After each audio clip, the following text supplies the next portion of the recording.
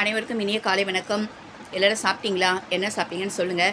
என்னடா பொட்டு வைக்காமல் இருக்கேன்னு பார்க்குறீங்களா? அது ஒன்றும் இல்லைங்க. இப்போ தாங்க வேலையெல்லாம் முடிச்சுட்டு வந்தவுடனே ஒரே பசி.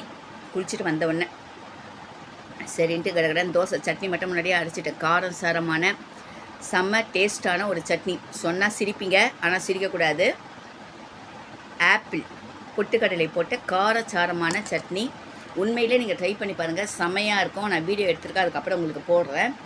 செம்மையாக இருக்கும். தோசையும் ஆப்பிள் பொட்டுக்கடலை சட்னி உண்மையிலேங்க செம்ம டேஸ்ட்டு.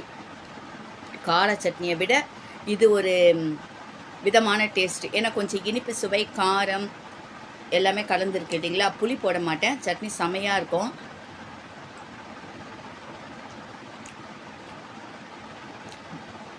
அந்த டேஸ்ட்டு வந்து நாக்கிலே தங்குங்க. ஹெல்த்தியான சட்னியும் கூட, சரிங்களா? அதனால் வந்து ஒரு ஆப்பிள் பொட்டுக்கடலை எடுத்து கொஞ்சம் மிளகு, சீரகம், தேங்காய் செம்ம டேஸ்ட்டாக இருக்கும். வாங்க சாப்பிட்லாம். உங்கள் வீட்டில் என்ன டிஷ்ஷுன்றது சொல்லுங்கள். எப்போ பார்த்தாலும் கார சட்னி, வேர்க்கடலை சட்னி, பொட்டு சட்னி, சாம்பார், குருமான்னு வைக்கிறத விட இந்த மாதிரி டிஃப்ரெண்ட்டாக செய்து கொடுங்க.